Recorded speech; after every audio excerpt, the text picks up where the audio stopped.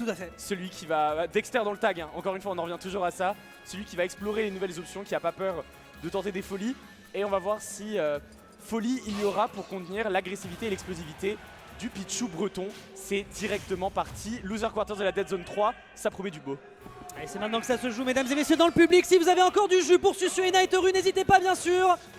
Et ce sera du Town City en démarrage. Et bien, immédiatement ouverture de la part de Susu. On n'a même pas le temps de s'exprimer que finalement le neutral, même sur un terrain grand comme un terrain de baseball, eh bien ça n'existe tout simplement pas. Comment se dépêtrer? Et bien visiblement pas comme ça, c'est déjà 50% de sécurisé sur un petit blooper de la part du joueur de Pichu. La porte est piégée et quand Naitoru toque, ça lui explose au visage malheureusement. C'est vraiment Bip Bip et Vil Coyote, mais version, Tout à fait. version génération Z. Ce sera Looney Tunesesque, hein. D'un côté, le petit animal, de l'autre le machiavélique professeur et ses expérimentations de savant fou. Mais j'aime beaucoup l'idée de la TNT pour encaisser l'agression parce que Naitoru se jette en permanence sur le Steve puisqu'il n'y a que ça à faire, on ne peut pas lui laisser l'opportunité de ouais, gagner. Donc il faut continuer à agresser, mais quand on continue à agresser face à des outils en or, eh ben on mange le minecart et on repère le terrain.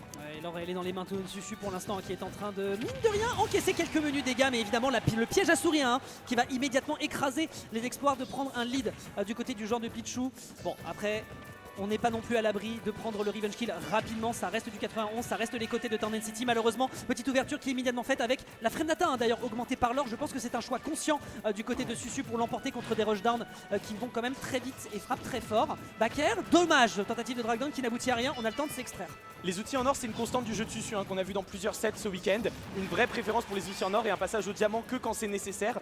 Tant qu'il arrivera à réussir avec l'or il va le garder. Et ici c'est exactement ce qu'il va faire. Mais c'est bien récupéré de la part de Nae qui s'est mis dans un tout petit espace, mais ce tout petit espace lui a souri. Il a réussi à trouver le confirme. Il va falloir enchaîner maintenant. On a Susu dans une position un peu inconfortable, mais il y a assez de matériaux pour revenir toucher le sol. Grab qui ne va pas passer.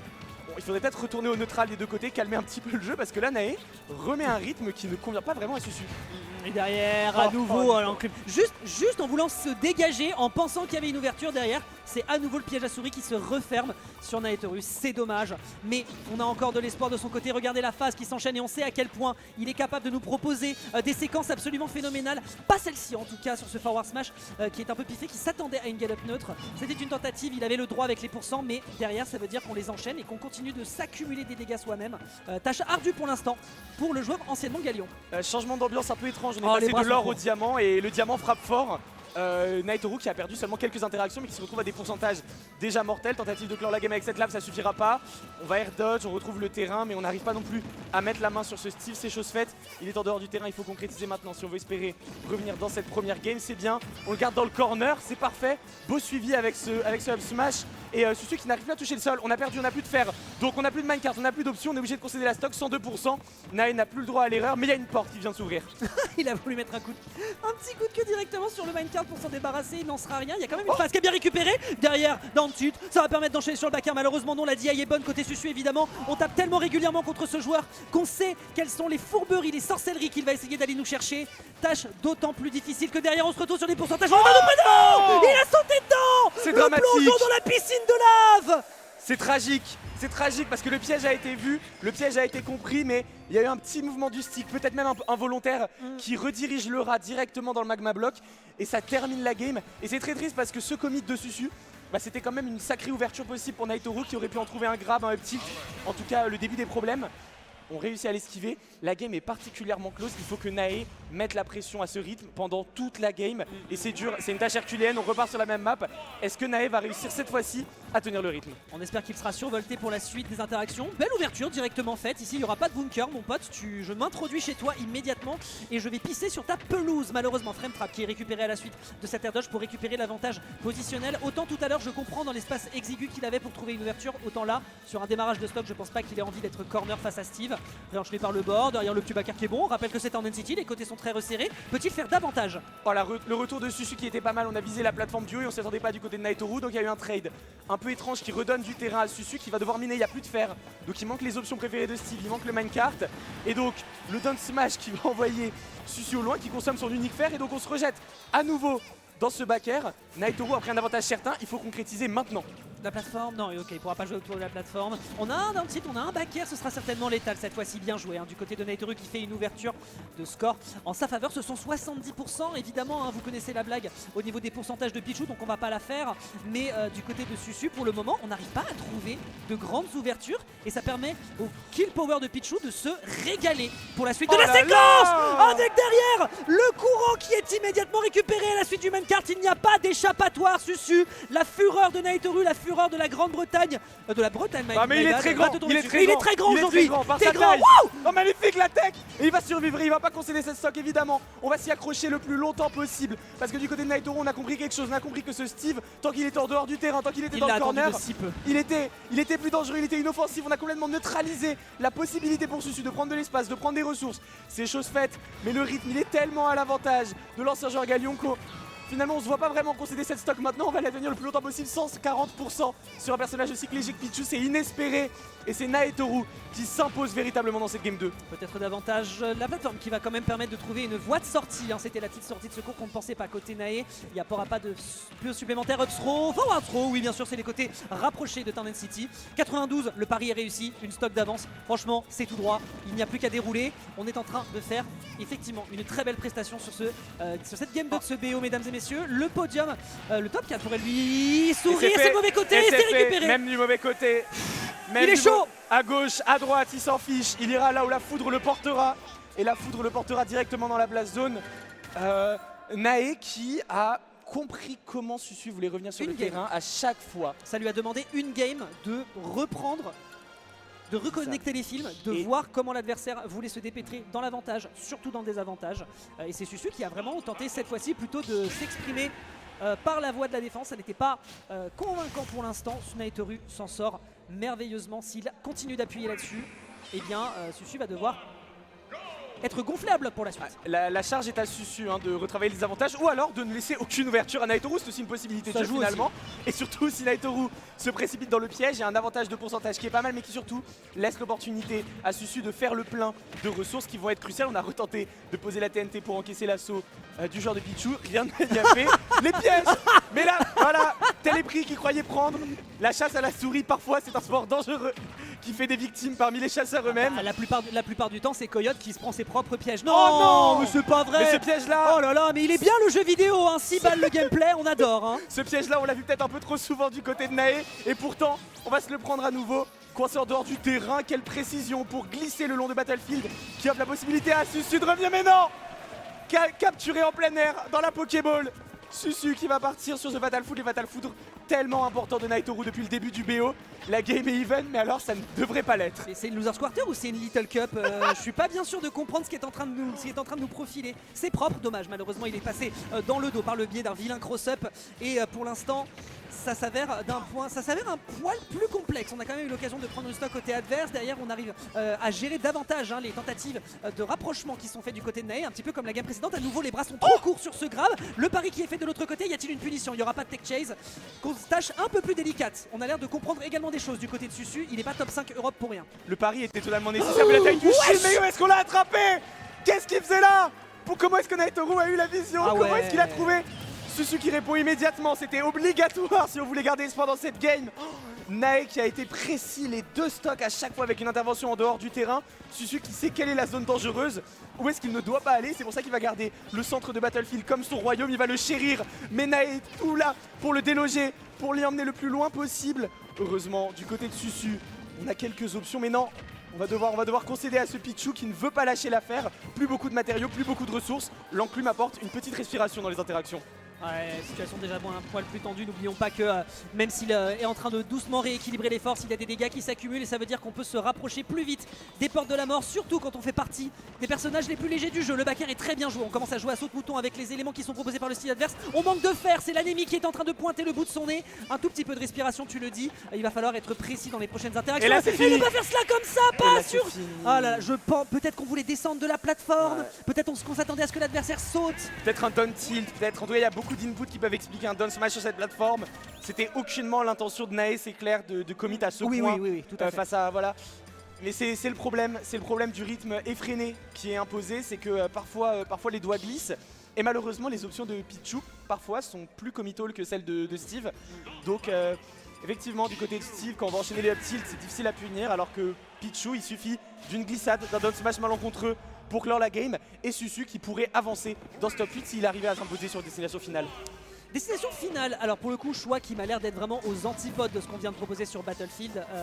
On avait besoin justement de pouvoir se dissimuler du côté de Naitoru cette fois-ci. Voilà, il n'y a pas de cachette, on va beaucoup conditionner au saut et c'est tout ce qu'on lui demande. Bien joué, ça. On savait que l'adversaire voulait le bloquer, c'était déjà arrivé précédemment dans le BO et on n'est pas né de la dernière pluie du côté de Naitoru et on va faire en sorte que la foudre s'abatte sur le vilain Steve en off-stage. Je dégage, le terrain il est à moi, c'est moi qui l'ai choisi. Destination finale, ça n'est pas pour rien. Je viens chercher cette game 5, que tu le veuilles ou non. Magnifique extension d'hitbox. On peut plus Rico High du côté de Susu, à chaque fois c'est interrompu par Naitoru, il va falloir privilégier le bas, mais privilégier le bas c'est laisser le temps à Naitoru de setup le ledge trap. On va voir dans cette interaction comment ça va être géré. Le Fender Jump pour garder la distance et quand tu passes par le bas, tu te fais attraper par ce Pichu.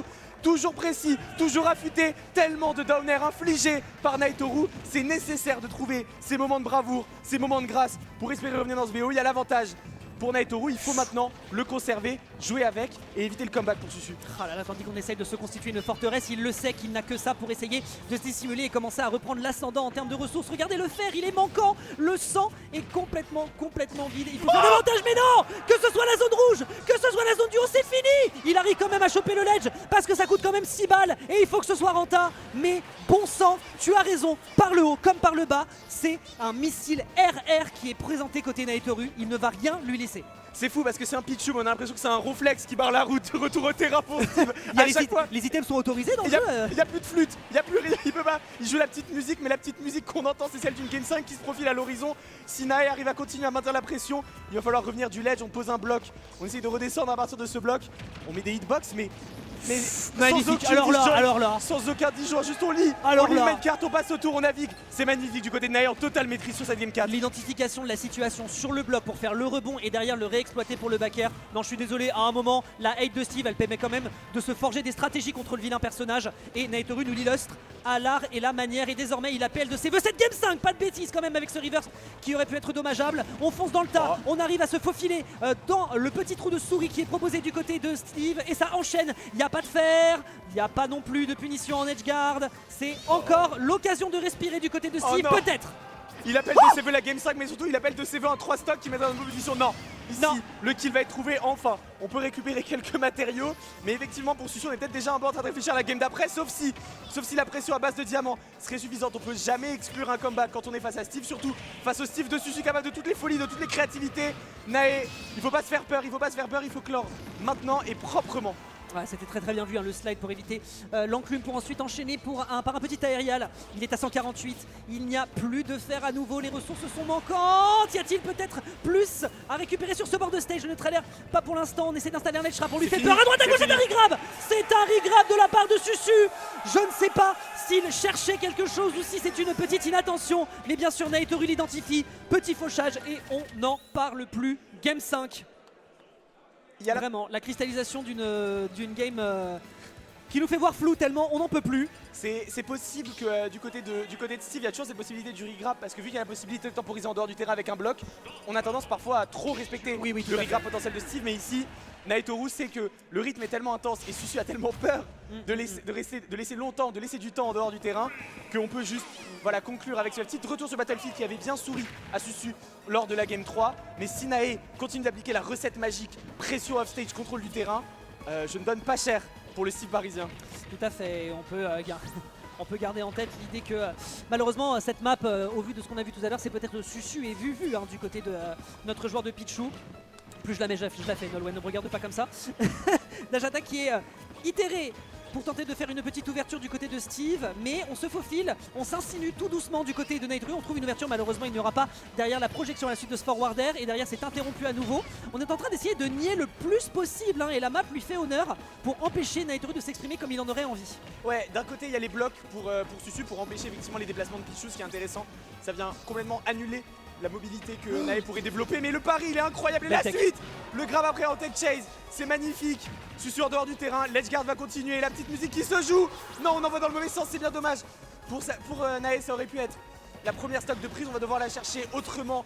On va devoir retrouver un opening, on va devoir faire Magnifique. un effort, la lecture de spot dodge. C'est incroyable. Nae en totale maîtrise sur cette game 5. Ce forward smash absolument splendide, et oui, la spot dodge elle n'existe pas face à ce multi qui dure une éternité. Derrière, retour petit rapide sur le bord de terrain, il tente le smash, mais ça évidemment vous connaissez, si Dash Prof, vous regardez ses streams, c'est punissable tous les jours de l'année. Et il l'enchaîne, ne lui laisse absolument aucune ouverture, il faut récupérer de la ressource. Retentative de smash, ça ne passe pas, peut-être qu'on s'impatiente, peut-être qu'on s'attendait à quelque chose d'autre de la part du joueur de Pichu, que sais-je. Ce que je sais c'est qu'on est en train de proposer un lead colossal du côté de Naitoru. La hate de Steve finit par payer. Ouais, du côté de Susu, on essaye juste de poser des blocs, de mettre un peu de distance, de mettre un peu d'écart. Mais Nae n'en a que faire, la DI était bonne. Heureusement, ça permet de survivre un jour de plus. On s'engage profondément pour Nae, ça redonne du terrain à Susu, mais il n'y a plus vraiment de rythme. Et même cet enclume, on arrive à la punir. Les options les plus puissantes de Steve, le minecart, l'enclume, tout sera puni. Mais ce backer va intercepter la course de Nae, c'était nécessaire. Le bloc qui fait survivre Susu. C'était très important et ça va tuer. Ça c'est fait, il n'y a plus qu'une saga à faire. Nae qui pourrait avancer dans ce top 8. Il est à un doigt, il est à portée de main ce top 8. Il faut que Nae continue, il faut que Nae cherche sa course. Susu qui va mettre la pression. C'est compliqué, mais c'est faisable pour le genre de Steve par exemple. D'accord, un grab qui est parti dans l'autre sens, mais après tout pourquoi pas, il n'y aura pas d'up smash, ce qui fait qu'on a encore l'occasion de s'exprimer sur cette stock à 68% du côté de Pichu qui attend doucement une erreur. On délaye un petit peu le neutral air, réenchaîné par un petit Tijol qui n'aboutit à rien. Il tente, il bouge dans le neutral, une gestion de rythmique absolument parfaite. Il faut quand même revenir sur le stage à la suite de cette interaction. Tu vas pas pouvoir installer tes blocs pour m'empêcher de jouer. J'ai vu ce que faisait Shiny Mark. Et on repart de l'autre côté, donc c'est parfait. La read elle était bonne, mais l'air dodge passera de l'autre côté, permettra d'esquiver ce Pichu. Le backer encore une fois qui a offert tant d'opportunités. On part un peu trop profondément, on redonne le terrain, il y a le temps de se placer pour Steve, de miner à nouveau. Le minecart qui passera pas, tant de minecart puni. Les backers en boucle, le meilleur allié de Naitoru dans cette fin de game. Encore une fois, ça s'arrête pas, il est pris et c'est fait. Et c'est fait évidemment. On exulte du côté de Nae. L'exploit s'imposer de la sorte dans un match-up qui lui a causé tant de soucis. Il y a quelque chose qui a été débloqué. Il a été en contrôle total. Et là, on peut que saluer la performance. Je pense qu'on a activé quelque chose dans le match contre Grand.